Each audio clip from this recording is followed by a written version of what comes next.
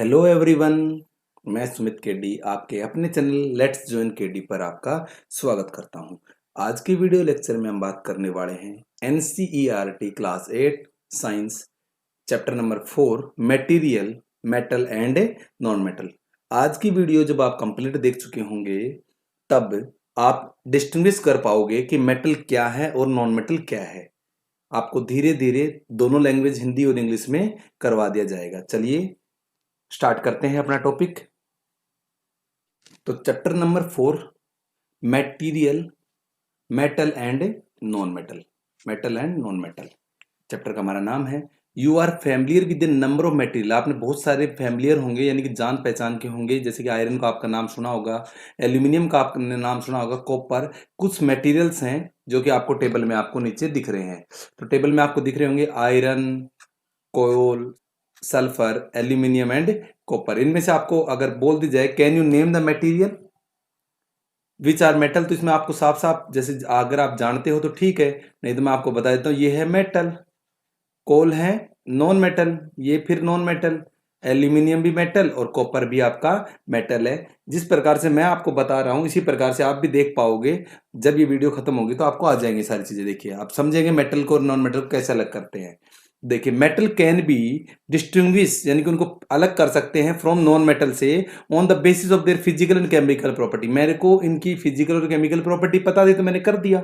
तो आप भी कर पाओगे अगर आपको मेटल्स की फिजिकल प्रॉपर्टी और केमिकल प्रॉपर्टी आपको पता हो।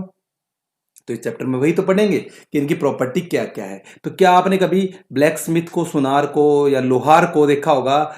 ठीक है भाई, सोनार लोहार इनको देखा होगा आप लोगों ने काम करते हुए। तो जैसे कि मैं ब्लैक स्मिथ की बात करूं, लोहार की ही बात करूं, तो आयरन पीस की बात कर लेते हैं कि आयरन पीस को कूटता है और उससे क्या बना देता है, फावड़ी बना देता है, कुल्हाड़ी बना देता है, इस तरह से वो जो गैती बना देता है। तो इस प्रकार से वो चीजें बना देता है, अलग अलग शेप दे देता है बाई बिटिंग इट। तो जैसे कि आपको दिख रहा है हैमर से हम कील बनाई हुई है ना, कील, तो कील को ठोक देते हैं। जब ठोकते हैं हैमर से तो दीवार में चली जाती है ना, तो यानी कि पीटने के बाद में किसमें, दीवार में चली जाती है। बीट करने से ये टूटती नहीं है, सीधी बात यह है, मुड़ जाती है, टूटती नहीं, ब्रिटल नहीं है। जैसे कि हम चौक का, अगर हम एक पार्ट ले, चौक ले लें और चौक पे हैमर से मारा जाए तो क्या होगा, टूट जाएगा। इस प्रॉपर्टी को बोलते हैं ब्रिटल, यानी कि टूटने के बाद में चूरा चूरा हो जाना। देखा होगा ना कि जब हम चौक को हाथ से भी भींच दें उसको तो चूरा चूरा सा हो जाता है। पेंसिल की नोक लगा लो तो ऐसा मटेरियल जो क्या हो जाए, ब्रिटल हो, वो क्या कहलाएगा, नॉन मेटल कहलाएगा।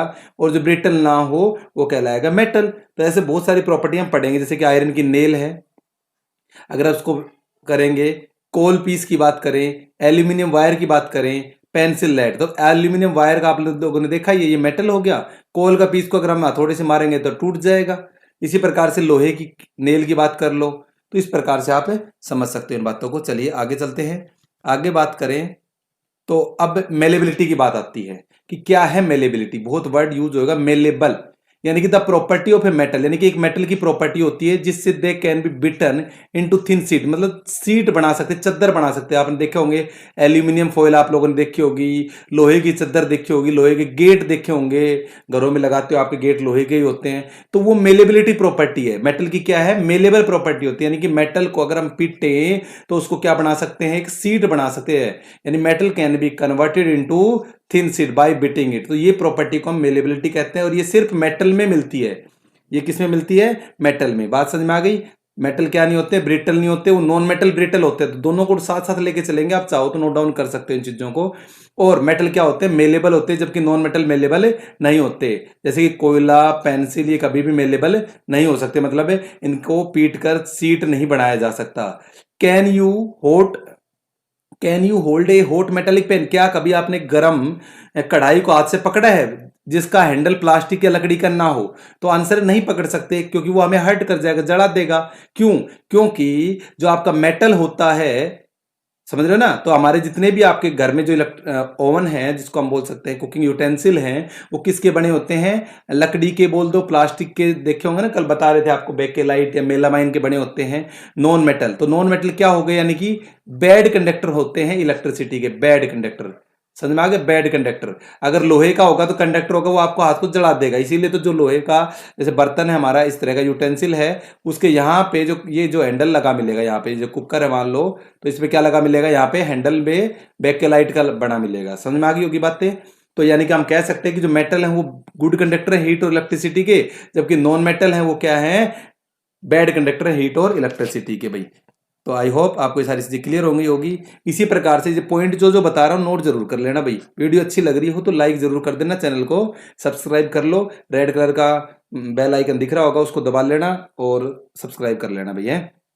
चलिए, तो property of a metal by which it can be draw into wire, यानी कि एक मेटल के अंदर एक प्रॉपर्टी और होती है कि इससे हम क्या बना सकते हैं, वायर बना सकते हैं, जैसे कि आपको दिख रही है। तो यहाँ पे इलेक्ट्रिक टेस्टर दिख रहा है ना यहाँ पे, तो ये आयरन लगी हुई है, इसका मतलब ये क्या शो कर रहा है कि ये कंडक्टर है, कि मेटल क्या होते हैं, कंडक्टर होता है। इसकी जगह अगर मैं प्लास्टिक का पेन लगा देता यहाँ पे या फिर और कुछ लगा देता तो क्या हो जाते हैं, बैड कंडक्टर हो जाते हैं, इलेक्ट्रिसिटी पास नहीं होती और ये ग्लो नहीं कर पाते। अब ये वायर बन रहा है, तो वायर तो आपको पता है कॉपर का होता है, और कॉपर क्या है, मेटल है, यानी कि मेटल। तो मेटल में एक खास बात और होती है, क्या बताइए, कि वो वायर में कन्वर्ट कर सकते हैं। देखे होंगे आपने, कॉपर के वायर होते हैं, एल्यूमिनियम के वायर होते हैं, घर में आयरन के वायर भी होता है, आयरन का वायर भी होता है जिससे हम तार पे कपड़े सुखाने के लिए यूज कर लेते हैं। तो इस प्रकार से हम इनको वायर में भी कन्वर्ट कर सकते हैं। कि मेलेबिलिटी जिससे सीट बना सकें, और डक्टिलिटी जिससे हम वायर बना सके, और इसी प्रॉपर्टी की वजह से, गुड कंडक्टर होने की वजह से हम इसको डक्टिलिटी है ना इसके अंदर प्रॉपर्टी, तो इससे क्या बन जाती है, वायर बन जाती है। और इसी प्रॉपर्टी के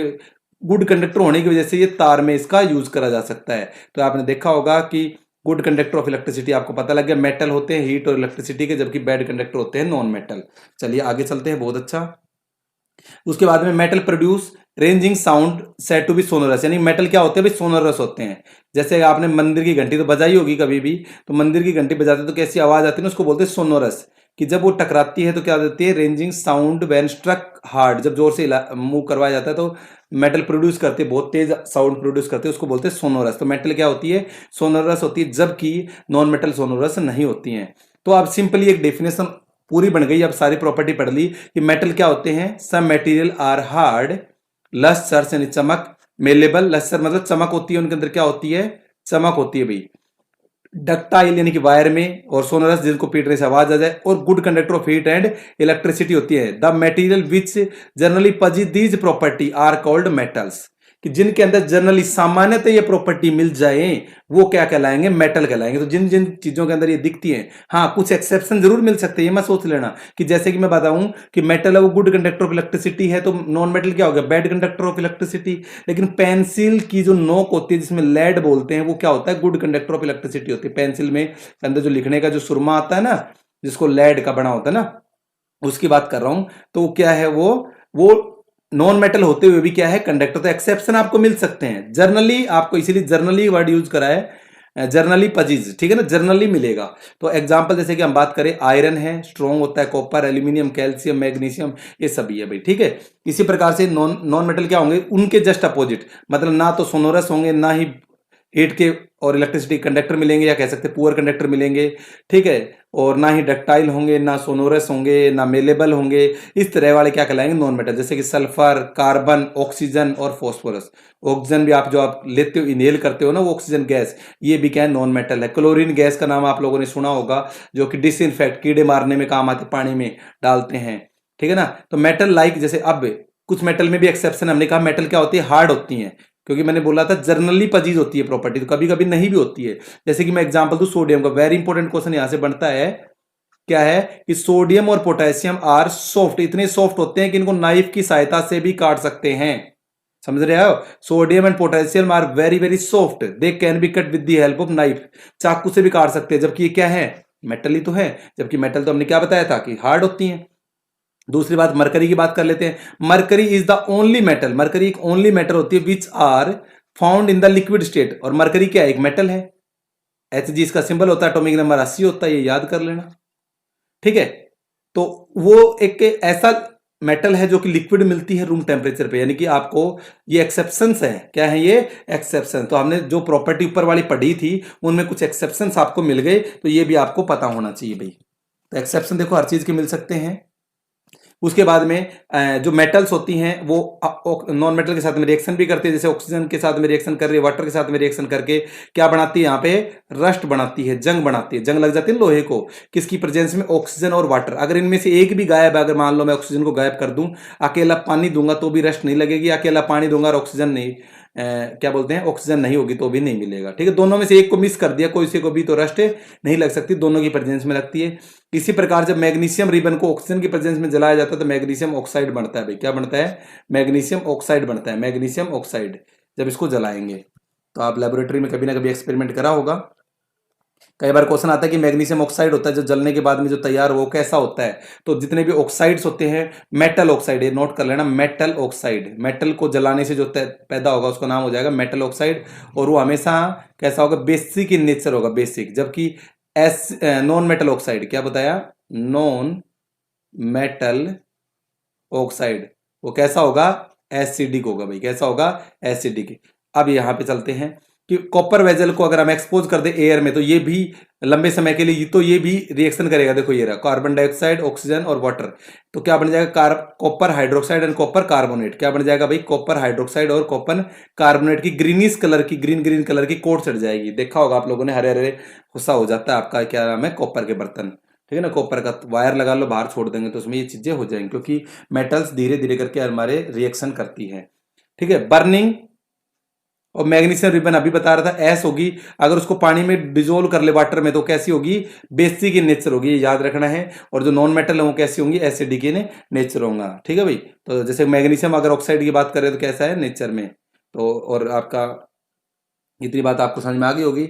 आगे बात करें तो देखिए यहाँ पे आपको लिटमस पेपर दिख रहा होगा, लिटमस पेपर। लिटमस पेपर क्या होता है भाई, एक नेचुरल पौधा होता है, नाम है लाइकेन। लाइकेन के पौधे से तैयार किया जाता है, एनवायरनमेंट में मिल जाता है, हमारे पहाड़ पौधों में, पेड़ों में मिल जाएगा लाइकेन। इसमें से पौधा तैयार किया जाता है, पौधे को उखाड़ा जाता है और उसके पत्तों का रस निकाल के एक लिटमस पेपर तैयार किया जाता है। ये नेचुरल लिटमस पेपर है, 2 कलर में मिलते हैं ये, ब्लू और रेड। एक्चुअली में लिटमस का, और आपको एक ट्रिक याद रखनी है, एसिड नीले को लाल कर देगा, एसिड ऐसे बढ़ जाएगा एसिड, नीचे ब्लू, नीला और लाल। ठीक है ना, तो देखिए नीला दिख रहा है आपको, जब इसको एसिड, यानी कि एसिड है, ये क्या है, एसिड है, एसिड में लाल हो गया ना, तो एसिड नीले को लाल कर देगा। इसी तरह से एक याद कर लेना, बेलन, क्या याद करोगे, बेलन, बेस, बेस से बन गया बेस, लाल को क्या कर देगा, नीला कर देगा भाई, लाल लिटमस पेपर। तो 2 कलर में मिलता है, नीला और लाल, नेचुरल है, याद रखना। ठीक है, और भी इंडिकेटर होते हैं। ये लिटमस पेपर क्या है, एक्चुअली में ये इंडिकेटर है, क्या ये इंडिकेटर, आप बोलेंगे इंडिकेटर क्या है, जो हमें इंडिकेट कर दे कि सब्सटेंस हमारा एसिड है या बेस है, जो हमें इंडिकेट कर दे एसिड है या बेस है। इतनी बात आपको समझ में आ गई होगी कि जो हमें इंडिकेट कर दे एसिड है या बेस है वो क्या कहलाएगा, इंडिकेटर। अब कई प्रकार के हैं, टर्मरिक भी एक इंडिकेटर है। टर्मरिक की बात करें, हल्दी की बात करें, आपने हल्दी का नाम तो सुना ही होगा। हल्दी की बात करें तो हल्दी की बात करूं मैं यहाँ पे, तो हल्दी को जैसे हम बेस में डालते हैं, साबुन लगाते हैं तो रेडिश कलर का हो जाता है ना। ऐसे और भी इंडिकेटर आते हैं, चाइना रोज इंडिकेटर हो गया, और सिंथेटिक की बात करें तो मिथाइल ऑरेंज हो गया। ऐसे बहुत सारे टाइप के आपको एसिड मिल जाएंगे। आगे चलते हैं, आगे बात करें तो सल्फर को जब हम जलाते हैं, या सल्फर जब ऑक्सीजन के साथ में रिएक्शन करता है, सल्फर प्लस ऑक्सीजन, तो हमें क्या देगा, सल्फर डाइऑक्साइड गैस देगा। और सल्फर डाइऑक्साइड को जब वाटर में मिलाएंगे तो हमें बनेगा सल्फ्यूरस एसिड, यानी कि H2SO3, ये सल्फ्यूरस एसिड मिल जाएगा। और अगर इसको डालेंगे तो एसिड है, तो ये क्या करेगा, मैंने आपको बताया था बेलन। ठीक है ना, बेस लाल को नीला करता है, तो एसिड नीले को क्या कर देगा, लाल कर देगा। एसिड नीले को क्या कर देगा, लाल कर देगा। तो एसिड है तो एसिड क्या करता है, नीले को, अनिल याद करिए, नीले को लाल करेगा भाई, तो लाल कर दिया ना, तो ये याद रखना आपको। आगे चलते हैं कि सोडियम रिएक्ट करता है, सोडियम होता है, आपको बताया था ना, कट कर सकते हैं सोडियम और potassium with the help of knife. Sodium react करता है विग्रेसली, बहुत तेजी से पानी के साथ में। Some other metal do not do so, और मेटल नहीं करती, लेकिन सोडियम बहुत फास्ट रिएक्ट करता है। आयरन रिएक्ट करता है लेकिन स्लो करता है, रस्ट बना रहा था ना, भी पढ़ाया था, रस्ट बन जाती है अगर एयर और उसके प्रेजेंस में छोड़ दिया जाए तो, वाटर की प्रेजेंस में। तो non metal do not react with water, non metal generally react नहीं करती हैं। They be very reactive in air, air में ज्यादा रिएक्टिव होती है non metal. Are store in water, इसीलिए नॉन मेटल को स्टोर किया जाता है पानी के अंदर। ठीक है भाई, और फॉर एग्जाम्पल जैसे फोस्फोरस का ही बात कर लो, फोस्फोरस का क्या होता है, वेरी रिएक्टिव होता है नॉन मेटल। अगर इसको बाहर छोड़ दे हवा में तो ये आग लग जाएगा, इसको कैरोसिन ऑयल में डुबो के रखते हैं, तो ये भी याद रखना आपको। सॉरी वाटर में डुबो के रखते हैं, सोडियम को केरोसिन में डुबो के रखते हैं भाई, सोडियम को केरोसिन के तेल में डुबो के रखते हैं, केरोसिन में डुबो के रखते हैं तेल में, ताकि इसके पानी ना लग सके भाई, पानी से बचाने के लिए, इसीलिए। और इसकी बात करें फॉस्फोरस की, तो इसको पानी में डुबो के रखते हैं, क्योंकि पानी के साथ में रिएक्शन नहीं करता, ये एयर के साथ में रिएक्शन करता है। तो याद रखना है फॉस्फोरस को किस में डुबो के रखते हैं, वाटर के अंदर स्टोर किया जाता है भाई, ठीक है। अब बात करते हैं मेटल नॉन मेटल के बारे में आगे, रिएक्शन विद बेस। तो अब पॉप साउंड के बारे में बात कर लेते हैं कि जब डिस्प्लेसमेंट रिएक्शन होते हैं, अभी आगे डिस्कस करेंगे डिस्प्लेसमेंट रिएक्शन के बारे में, कि जैसे मान लो एक मेटल है जिंक, और वो सल्फ्यूरिक एसिड के साथ में रिएक्शन करवा दे H2SO4, तो बनेगी zinc sulphate plus hydrogen gas, ठीक है भाई। तो यहां पे ये डिस्प्लेस कर दी, क्यों? क्योंकि हाई रिएक्टिव है, वो लेस रिएक्टिव को क्या कर देती है, डिस्प्लेस कर देती है। और कौन सी गैस निकलती है? हाइड्रोजन गैस, और इसका नाम हो जाएगा डिस्प्लेसमेंट रिएक्शन। अभी डिस्प्लेस क्यों करी? क्योंकि हाई रिएक्टिव और लेस रिएक्टिव का खेल है। तो आपको एक ट्रिक करवा रखी मैंने, यूट्यूब चैनल पे जाके प्लेलिस्ट में चेक कर लेना, ट्रिक में बता रखा आपको, या इस चैनल को जैसे वीडियो खत्म होगी आपके स्क्रीन पे आ जाएगी, किस प्रकार से आपको रिएक्टिविटी सीरीज याद रखनी है। 2 मिनट में अगर वो वीडियो देख लोगे तो रिएक्टिविटी सीरीज आपको आसानी से याद हो जाएगी भाई, ठीक है। तो उसी से पता लगेगा कौन रिएक्टिव करता है और कौन नहीं करता। तो यहां से हाइड्रोजन गैस, जब आपका मेटल एसिड के साथ में रिएक्शन करता है तो क्या बनाता है, एसिड हाइड्रोजन गैस रिलीज करता है भाई, salt plus hydrogen gas release करता है। तो हाइड्रोजन गैस को जब हम जलाते हैं उसमें पॉप साउंड आती है, पटाखे की तरह की आवाज आती है। तो यानी कि पॉप साउंड क्या इंडिकेट करती है, अगर इसको जलाएंगे तो वो पॉप साउंड आ रही है, तो इसका मतलब उसमें हाइड्रोजन गैस है, ठीक है भाई। मेटल रिएक्ट करती है सोडियम हाइड्रोक्साइड के साथ में हाइड्रोजन गैस बनाने के लिए, बिल्कुल किसी के साथ भी रिएक्शन कर जाए, बेस के साथ में भी करती है ऐसी बात नहीं है, और हाइड्रोजन गैस निकलती है। Reaction of non metal with base are complex, ठीक है भाई, तो याद रखना है। उसके बाद में रिएक्शन बिटवीन कॉपर सल्फेट और आयरन का एक एग्जांपल ले लेते हैं। तो यहां पे हम बात कर रहे थे कॉपर सल्फेट और जिंक की रिएक्शन। देखिए जिंक है वो इसको ज्यादा रिएक्टिव है, तो रिएक्टिविटी सीरीज के बारे में मैंने जिक्र कर ही दिया। तो ये जिंक को डिस्प्लेस कर देगा, कॉपर को क्या कर दिया, अलग कर दिया। तो इस तरह की जो रिएक्शन और डिस्प्लेसमेंट रिएक्शन भी कहलाती है, क्या बोलते हैं इसको, डिस्प्लेसमेंट रिएक्शन। जब एक एलिमेंट दूसरे जब हाई जो more reactive element least reactive element को डिस्प्लेस कर दे तो क्या कहलाएगी, डिस्प्लेसमेंट रिएक्शन। अब बात कर लेते हैं यूज के। तो आप देख ही सकते हो मेकिंग द मशीनरी बनाने में, ऑटोमोबाइल्स बनाने में, एरोप्लेन बनाने में, train, satellite, industry, gadget, cooking utensil, water boiler etcetera, you also, ठीक है भाई। ये मेटल्स का बहुत ज्यादा यूज होता है। इसके अलावा नॉन मेटल के बारे में बात करते हैं कि नॉन मेटल इसेंशियल होते हैं हमारी लाइफ में। यानी कि अगर हम जो इनहेल करते हैं, ऑक्सीजन की बात कर लूं मैं, तो वो क्या है, ऑक्सीजन क्या है, नॉन मेटल, उसके बिना तो हमारा जीवन की कल्पना भी नहीं कर सकते। नॉन मेटल फर्टिलाइजर में यूज होता है, जैसे कि यूरिया हो गया, नाइट्रोजन हो गया, ठीक है, नाइट्रोजन कंपाउंड होता है। Non metal are use in water purification. अब वाटर प्योरीफाई करने के लिए क्लोरीन गैस के बारे में मैंने बताया, उसका यूज करते हैं। Non metal are use in the purple colour solution which are applied on the wound antiseptic. आपने आयोडीन का नाम भी सुना होगा, टिंक्चर ऑफ आयोडीन घाव पे लगाया जाता है, तो वहां पे भी हम एंटीसेप्टिक के रूप में यूज करते हैं नॉन मेटल्स को। You may add some more use metal non metal, और अपनी तरफ से आपको अगर कुछ और याद है तो आप बता सकते हो। I hear the magnesium is found in the plant, क्या ये बात सही है? आपको कमेंट करके बताना है। In what form is it found in them, और किस फॉर्म में ये मिलता है। क्वेश्चन का आपको आंसर कमेंट बॉक्स में कमेंट करके जरूर बताएंगे अगर आपको पता हो तो। Doctor reported by iron deficiency in many body, तो आयरन का तो आप लोगों को पता होगा, आयरन की कमी से खून की कमी हो जाती है ना, तो यानी कि हीमोग्लोबिन की कमी हो जाता है। हीमोग्लोबिन किससे बनता है? आयरन से बनता है भाई, ठीक है ना। आयरन इन माई बॉडी, तो where is iron my body, तो आपको बता दिया मैंने, कहा है ब्लड में। तो एक का आंसर आप दे देना, एक का मैंने दे दिया है। तो चलिए अब 7th की बात कर लेते हैं। You have learn a chemical reaction new. देखो केमिकल रिएक्शन में होता क्या है कि नया सब्सटेंस बनता है नई प्रॉपर्टी के साथ में, पढ़ा था 7th क्लास में। This substance are different from those who underwent the reaction. Now if a substance can not be broken down, अगर सब्सटेंस नहीं टूटता है by the chemical reaction, by cooling करके, हीट करके, या इलेक्ट्रोलिसिस प्रोसेस। इलेक्ट्रोलिसिस का मतलब होता है जब इलेक्ट्रिसिटी पास करा जाए, ठीक है। तो वो कहलाता है element, it is called element, यानी कि जिसके और टुकड़े ना हो सके, किसी प्रोसेस से तोड़ा नहीं जा सकता, उसको एलिमेंट बोलते हैं। बाकी डेफिनेशन ये गलत साबित हो चुकी है। Sulphur is also an element, iron, cobalt, इन सभी के क्या होते हैं? एलिमेंट होते हैं, जिनको हम एटम भी कहते हैं। क्या कहते हैं? Atom. Simple of an element contain only one kind of atom, एक ही प्रकार का एटम होता है एक एलिमेंट में। The atom of an element remain unaffected by the physical change of the element. Atom of the liquid sulphur would be exactly the same atom of the solid और vapour sulphur, ठीक है ना। तो यानी कि atom में कोई फर्क नहीं आता है कि उसकी फिजिकल कंडीशन क्या। दूसरी बात है कि टोटल 92 नेचुरली ओकरिंग एलिमेंट है, यानी कि जो एटम है 92 प्रकार के एलिमेंट है जो कि नेचुरली है। Less than 20 are non metal, 20 से कम नॉन मेटल मिलेंगे आपको। ए फ्यू और बाकी के जो बच गए वो क्या हो गए, मेटेलॉइड हो गए। तो आई होप आपको ये चीज समझ में आ गई होगी। अगर लास्ट में आप देखना चाहो तो यहाँ पे स्क्रीनशॉट ले सकते हो कि इस चैप्टर में जो जो इंपॉर्टेंट बातें आई थी उनका एक बार मैंने रोक दिया, स्क्रीनशॉट ले लेना आप। उसके बाद में आगे चलें तो यहाँ से और स्क्रीनशॉट ले लो आप। ठीक है, अब यहाँ से कुछ ऑप्शन के क्वेश्चन है दो हमारे पास कि which of the metal can be beaten into thin sheet. तो थिन शीट में देखो जिंक को कर सकते, बिल्कुल कर सकते, फॉस्फोरस को नहीं कर सकते, सल्फर को नहीं कर सकते, ऑक्सीजन को नहीं कर सकते, because these are non metal. Which of the following statement is correct, all the metal are ductile. बिल्कुल बात तो सही है, all non metal are ductile. Non metal तो डक्टाइल कभी हो ही नहीं सकती। Generally metal are ductile, some non metal are ductile. तो जनरली मेटल आर डक्टाइल ये वाला पॉइंट ज्यादा बेटर माना जाएगा, ऑल मेटल डक्टाइल नहीं हो सकती। आपको बता देता हूं मैं। उसके बाद में फिल इन द ब्लैंक्स आ गए और बाकी कोई काम का आपका है नहीं। तो आई होप आपको ये वीडियो पसंद आ गया होगा। तो आप लोगों से रिक्वेस्ट है, साइड में जो रेड कलर का सब्सक्राइब बटन दिख रहा है उस पर क्लिक कीजिए, नीचे आपको दिख रहा होगा वीडियो जहाँ चल रही है उसके नीचे, और साथ में ही बेल आइकन पे क्लिक करिए और ऑल पे क्लिक कर दीजिए ताकि जैसे ही वीडियो आए आप लोगों तक पहुंच सके। मिलते हैं नेक्स्ट वीडियो में, तब तक के लिए नमस्कार, thank you and have a wonderful day.